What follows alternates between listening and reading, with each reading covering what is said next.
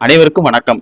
8/6/2026 இன்று திங்கட்கிழமை தமிழக அரசு இன்று வெளியிட்டுள்ள முக்கியமான அறிவிப்புகள் என்னென்ன என்பதை பற்றி விரிவாக நம்ம வீடியோல பார்க்க போறோம். வீடியோவை கடைசி வரைக்கும் ஸ்கிப் பண்ணாம பாருங்க. வீடியோக்குள்ள போறதுக்கு முன்னாடி இந்த வீடியோ லைக் பண்ண பிரஸ் பண்ணிக்கோங்க. அந்த சேனலுக்கு ஃபர்ஸ்ட் டைம் பாருங்கன்னா சப்ஸ்கிரைப் பண்ண பிரஸ் பண்ணிக்கோங்க. அப்படியே பக்கத்துல இருக்கக்கூடிய பெல் ஐகான் மட்டும் பிரஸ் பண்ணிக்கோங்க. வாங்க வீடியோக்குள்ள போகலாம். தமிழ்நாடு முழுவதும் உள்ள கோவில்களில் சிறப்பு தரிசனத்திற்காக டிக்கெட்டுகளை ஆன்லைனில் முன்பதிவு செய்யும் நடைமுறை இன்னும் ஓரிரு மாதங்களில் அமலுக்கு வர உள்ளது. தமிழகம் முழுவதும் உள்ள கோவில்களில் சிறப்பு தரிசனத்திற்கு ஆன்லைன் டிக்கெட் முன்பதிவு செய்ய ஏற்பாடு செய்யப்பட்டுள்ளது. அதன்படி அறநிலையத்துறை கட்டுப்பாட்டில் உள்ள திருச்செந்தூர் முருகன் கோயில், திருத்தணி முருகன் கோயில், பழனி முருகன் கோயில், ராமேஸ்வரம் கோயில் உள்பட 50க்கும் மேற்பட்ட கோயில்களில் ஆன்லைன் மூலம் சிறப்பு தரிசன டிக்கெட் திட்டத்தை கொண்டு வர தமிழக அரசு முடிவு செய்துள்ளது. அடுத்த அறிவிப்பாக தாமதமாக வரும் மாணவர்களை பள்ளிக்குள் நுழைய அனுமதி மறுப்பதோ வகுப்பறைக்கு வெளியே நிற்க வைக்கவோ கூடாது என்று தனியார் பள்ளிகளுக்கு தற்போது உத்தரவிடப்பட்டுள்ளது. இது குறித்து வெளியான சுற்றறிக்கையில் பள்ளி கல்வித்துறை செயலரின் அறிவுறுத்தலின்படி தாமதமாக பள்ளிக்கு வரும் மாணவர்களை பள்ளி வளாகத்தில் இருந்து திருப்பி அனுப்பவோ வகுப்பறைக்கு வெளியே நிற்க வைக்கவோ அல்லது எந்த விதமான தண்டனைகளுக்கும் உள்ளாக்கவோ கூடாது. மீறினால் கடும் நடவடிக்கை எடுக்கப்படும் என அந்த சுற்றறிக்கையில் தெரிவிக்கப்பட்டுள்ளது. கடலோர கர்நாடகம் மற்றும் கடலோர ஆந்திரம் வழியாக சுமார் 3.1 கிலோமீட்டர் உயரத்தில் வளிமண்டல காற்று தாழ்வு பாதை நிலவுகிறது.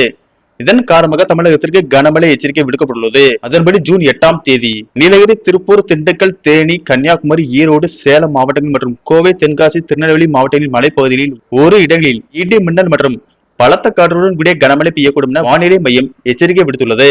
தலைநகர் சென்னையிலும் இடி மின்னலுடன் கூடிய மிதமான மழைக்கு வாய்ப்புள்ளதாக வானிலை மையம் தெரிவித்துள்ளது. பத்திரப்பதிவு நடைமுறைகளை எளிமைப்படுத்த பொதுமக்கள் தாங்களே நேரடியாக வழியிலேயே பத்திரப்பதிவு செய்வதற்கான முறையை பதிவுத்துறை அறிமுகப்படுத்தியுள்ளது. இந்த பத்திரப்பதிவு மூலம் பொதுமக்கள் சார் பதிவாளர் அலுவலகங்களுக்கு நேரில் செல்லாமல் எங்கிருந்தாலும் எப்போது வேண்டுமானாலும் இணையத்தின் மூலம் தங்களது ஆவணங்களை பதிவு செய்து கொள்ளலாம் என தமிழக பத்திர பதிவுத்துறை தலைவர் தெரிவித்துள்ளார். தமிழக முதல்வர் விஜய் அவர்கள் கடந்த 10ஆம் தேதி முதல்வராக பொறுப்பேற்ற போது பெண்களுக்கு எதிரான குற்றங்களுக்கு முற்றுப்புள்ளி வைக்கும் வகையில் சிங்கப்பெண் சிறப்பு அதிரடிப்படை உருவாக்கப்படும் என உத்தரவிட்டார். தற்போது சிங்கப்பெண் சிறப்பு அதிரடிப்படை திட்டத்தை ஜூன் 9ஆம் தேதி முதல்வர் விஜய் தொடங்க உள்ளதாக கூறப்படுகிறது.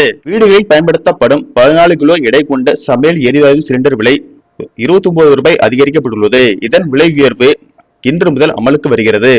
சர்வதேச சந்தையில் கச்சா எண்ணெய் விலை அதிகரித்து வருவதால் அரசுக்கு சொந்தமான பொதுத்துறை எண்ணெய் நிறுவனங்கள் திணறி வருகின்றன.